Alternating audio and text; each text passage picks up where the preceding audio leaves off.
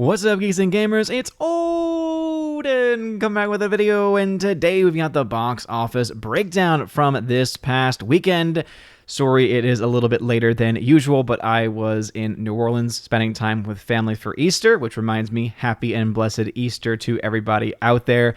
And anyway, sorry for the late video, but we do have some numbers to talk about as Fantastic Beasts 3: The Secrets of Dumbledore opened to pretty poor numbers domestically, and even though the international number is definitely making the film look better than what it actually is, financially speaking, it is definitely in some deep water, as it only opened up to 42 million, not even being able to beat out the opening weekend of Uncharted from this past year. So not a very good sign or a very good start for this film, especially when you compare that to the second weekend of Sonic the Hedgehog 2, which had a pretty strong hold of around 59%. So we'll dive into the projections of what we expect of Sonic the Hedgehog 2, which, by the way, has already, after its second week of release, made profit. So it's already made its money back and is starting to make raw net gains profit, and is expected to make a lot more money than the original Sonic film did. And so it's looking very good for Paramount Pictures, and looking very good for anyone who is a fan of Sonic the Hedgehog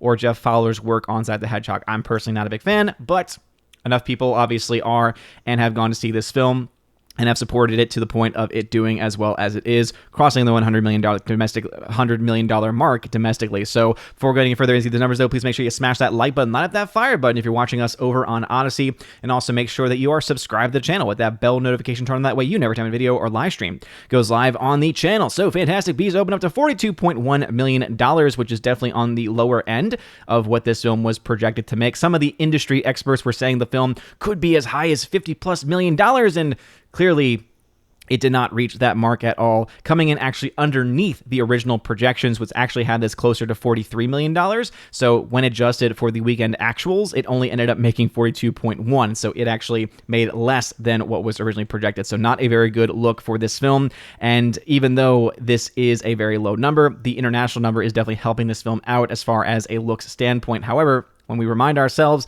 that this film needs to make around $500 million to break even, Warner Brothers should be quite terrified of this film being a massive financial flop and financial failure. And so we're not going to be able to really know that for sure until next weekend. If the international numbers are able to hold stronger than expected, it could potentially do better because of that. But it's not going to be making money from the domestic marketplace, which for a Harry Potter universe film is not very good at all. This is the weakest opening of any film in not just the Fantastic Beasts franchise, but all the Harry Potter films as well. So danger, Will Robinson, one could say, for this franchise and for this film for Warner Brothers. Sonic the Hedgehog 2 dropped again 59%, so a very strong hold. In its second weekend, it made another $23.3 million, bringing its total domestic to $118.9 million. So obviously a lot of families going out to see that film this weekend. The Lost City came in at number 3 once again with a 31% hold, so actually a pretty strong hold in its fourth week of release, making $6.2 million. Still expected to lose some money for Paramount there. So again, strong news for Sonic the Hedgehog 2 for Paramount,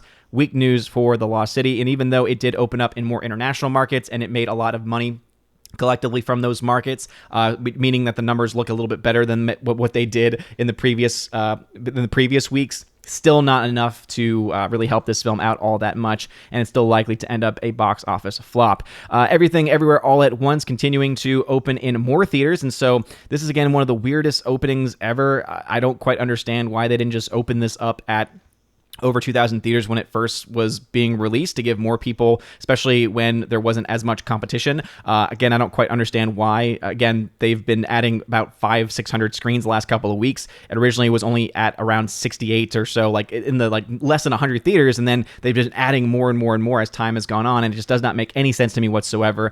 I don't quite understand it, but hey, $17.6 million is what it's made so far domestically. It is still not quite reached its break-even point. However, maybe their word-of-mouth campaign, as people are, actually saying the film is interesting and worth going to check out, I know this is definitely a film that I'm interested in as it deals with a multiverse, and for a non-superhero comic book film to be dealing with a multiverse, I am very intrigued by that. That all being said, it is, again, the release strategy for this film from A24 does not make any sense to me whatsoever. Father Stu from Sony came out with $7.7 million, rather, as at right now at $7.7 million, with a domestic opening of $5.4 million, so not a very strong opening for this film.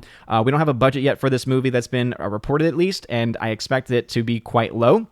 Probably well under $40 million, I would expect, for this movie. That being said, it is a very solid film. I actually was able to see this in theaters before going home for the weekend, and was able to, I really thoroughly enjoyed this film. Gave it an A- on my channel. If you want to see my full review, check me out on over at OMB Reviews on YouTube and Odyssey.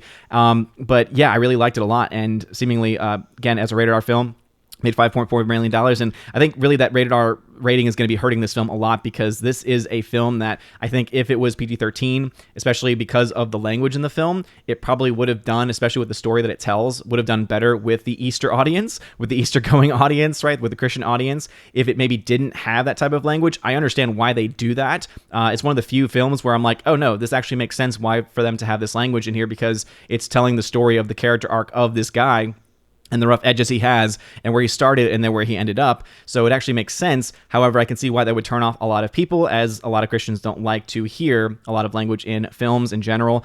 And as obviously for Easter, people didn't want to go see a film like that, and I can kind of understand why. Morbius dropped another 54%. It's actually looking pretty tough right now for Morbius, because it's had pretty massive drop-offs. Last weekend obviously was gigantic, but another 54% drop this weekend. It's already dropped out of 800 screens. I imagine that it'll have a massive drop-off next weekend as well. So this is definitely not good news for this film, which was expected to, and I originally had projected this film to at least be able to break even. But if it keeps having massive drops like this, it may not even be able to reach its break-even point, which was the most likely scenario, meaning that the word of mouth on this film is so bad that it is going underneath expectations based on the first 2 weeks, which is not very common, and a very bad sign for Morbius in general, especially if Sony is looking to try and make a franchise out of the Morbius character. Ambulance dropped to this number 7 spot, a 53% drop in its second week of release. Again, not doing very well either, especially with not a very large budget, $40 million budget for this film, but really not doing well, and I can understand why. The shaky cam that they use in this film is so abysmal.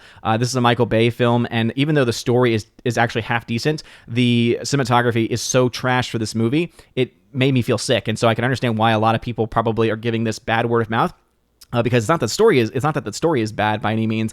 It's rather that the actual shooting of the film and watching the film is kind of a painful experience overall. Coming in at number 8, $3.7 million. That's a 42% drop once again for the Batman in its 7th week of release. So still doing quite well. It's already made its money back and just making raw profits at this point. And then as far as films that I'm aware of, coming at number 10 is Uncharted, another film from Sony, $1.1 million, which again was able to break even quite a while ago, and is now starting to bleed out of theaters. But again, they've made their money back at this point. As I mentioned previously, Fantastic Beasts, $42.1 million domestically. However, it's made $150 million internationally, and I think that is going to be the number that a lot of people are going to say, hey, this film's doing well internationally, and so therefore it should be okay.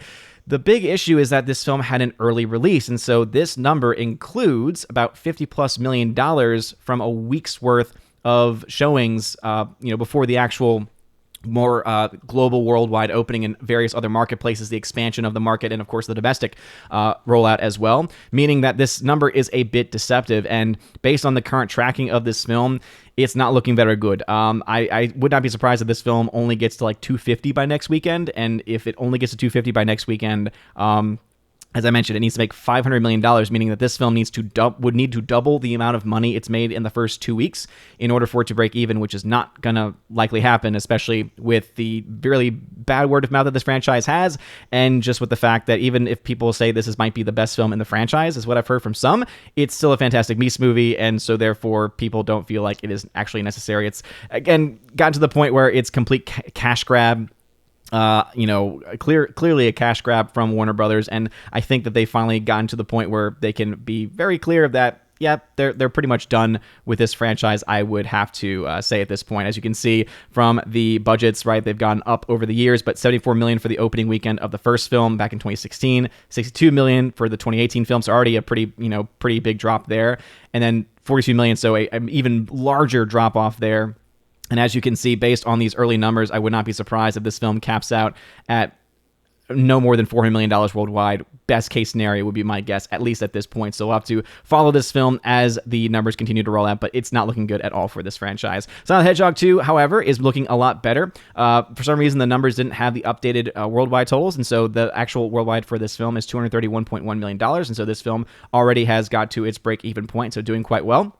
Everything Everywhere All at Once, $18.5 million worldwide. Father Stew, as you can see from here, has made 7.7 domestic release. So again, not a very strong opening for the film, and we don't yet have a budget for the film. And once we do have a budget, I'll be able to actually start breaking some numbers down, but at this point, not looking all that great. And Morbius, $146.4 million after a few weeks of release. Again, not looking very good, and it's got pretty much all competition in the next several weeks, and not really a whole lot of room for it to be able to do anything more than what it already has done. And looking further into those numbers, as you can see, with a $192.3 million opening weekend for Fantastic Beasts and that $200 million production budget, that break even is $500 million, meaning right now it's at around $184.6 million loss. And it would not surprise me if this film loses anywhere between $50 and $100 million by the end of its run. We, of course, will have to follow that and see exactly what it's able to do.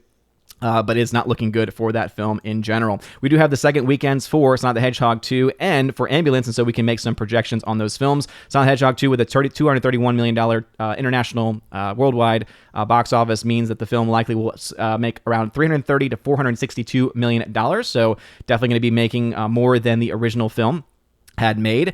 Because of its budget, the break even was around $225 million, meaning at this point it's made $3.6 million in net gain profits, and the overall projected margins for those net gains are anywhere between $63 million and $142.3 million. And so this film well on its way to making some pretty nice profits for Paramount, and obviously making up some of the losses that they have in some of their other films that they have coming forward, including films like Ambulance. $40.5 million in its second week of release means the film will make somewhere between $57 and $81 million in best case scenario. Its break even was $100 million, meaning that we're projecting the film to lose somewhere between $25 and $11 million. Right now it's at a $35 million loss, so not looking very good for this film or this franchise at all. And as you can see, Morbius still at $24.6 million in net loss.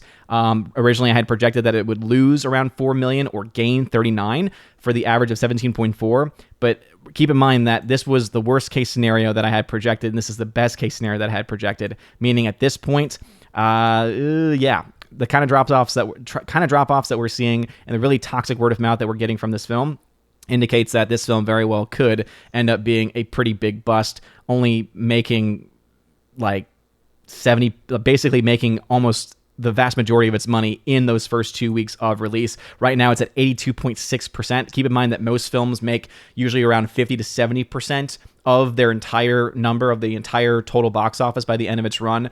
And so this film falling into the 80s at this point, not looking very good, whereas The Lost City, as you can see, is actually doing better than what was originally projected, doing better than its worst case scenario, getting closer to that average number of around 60%, which is what most films tend to do, at least hover around that number as such. So it'll be interesting to follow these numbers as everything continues to go on. But what are y'all's thoughts about these numbers? Have you seen Fantastic Beasts 3? Is it any good? Are you surprised that the numbers are as bad as they are? What about Father Stew? Again, I really like it a lot. I would highly recommend it for a lot of people, though I do warn that there is some language in it. Or Sonic the Hedgehog 2, thoughts about that and the fact that it's already broken even? And what about Ambulance or Morbius? Are you surprised that those films are not doing as well? Let me know in the comment section down below. If you like this video, smash that like button, slap that fire button on Odyssey. And again, check me out over at OMB Reviews for a further box office breakdown that I'll be recording after this video goes over to the Geeks and Gamers team. Anyway, you guys are all amazing, beautiful people. Hope you all have a wonderful rest of your day, a blessed Easter, and as always, God bless.